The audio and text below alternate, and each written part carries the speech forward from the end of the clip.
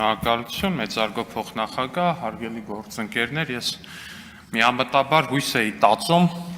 որ ժամանակին ինքն իրեն երկրի միակ տղամարդը հայտարարած Ռոբիկի փոքրիկ որդին ամեն դեպքում կփորձի փոքրինչ տղամարդ լինել ու իր ասածներին տեր կանգնելու համար գալ ու այստեղ լսել, գոնե լսել, թե ինչ են այստեղից իրեն ասում դահլիճում իր ասածներին ի պատասխան։ Բնականաբար միամտությունս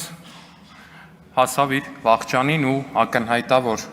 այլևս փոքրիկը Քոչարյանի, ինչպես շատ ճիշտ բնութագրեց պարոն Ռուբինյանը, Քոչարյանի փոքրիկը այս դահլիճ չի գա։ Ես վստահ եմ, այլևս մինչև այս գումարման ավարտ այս դահլիճ չի գալու Քոչարյանի փոքրիկը կամ գալու այն ժամանակ, երբ որ մտածի, թե այս միջադեպը արդեն մոռացված է։ Այս խոսքս հիշեք, այս խոսքս արձանագրեք, որովհետև ինչքան Քոչարյան Ռոբիկն էր երկրի միակ տղամարդը ու կամ առհասարակ տղամարդ, այդքան էլ պետքա լինի իր տղան։ Հենց այդքան էլ պետքա լինի իր տղան, ով որ ես չէի լսել, անկեղծ ես դահլիճում էի, բայց ես չէի լսել, թե ինչա տեղի ունենում։ Ստեղ տեսա ինչ որ տեղից բան ա խոսում, ռեակցիա չտվեցի։ Մեկ էլ ինչ տենամ, դու մի ասա գնացի դուրս հեռախոս եմ, սկրոլ եմ անում Facebook, ինչ տենամ։ Պարզվում է, ասենց մի միջադեպ բան ա տեղի ունեցել, էլի։ Ասելա իր խմբակցության կին պատգամավորներից մեկին մոտավորապես սենց է ասել ըստ երևույթին, հեսա Արշակյանին քթից տակ բաներ եմ ասելու, մոտիկից կնկարես, որ ձենս լսվի։ Հետո այնտեղ քթի տակ բաներ է ասում Արշակյանին, որ անկեղծ եմ ասում, չի լսվում սկի։ Այդ կինն էլ կին պատգամավոր Արեգնազ Մանուկյանն էս նկարում է, էլի հպարտորեն վեհ դեմքով նկարում է մեր առաջնորդը քթի տակ քրվում է, ասենք, տղա է, էլի արա, տղեն սենց պետք է լեզ երկրին, այս սենց առաջնորդա պետք դեմքով, այս էս նկարում է։ Մի հատ է վերակենում այնտեղ, տեղից է վերակենում սենց հույնի, մեկ էլ այդ պահին Աննա Գրիգորյանը, կոռուպցիայի դեմ պայքարի մեծ մարտիկ, հիշենք իհարկե, Աննա Գրիգորյանը ու Արմենուհի Գյուրեղյանը։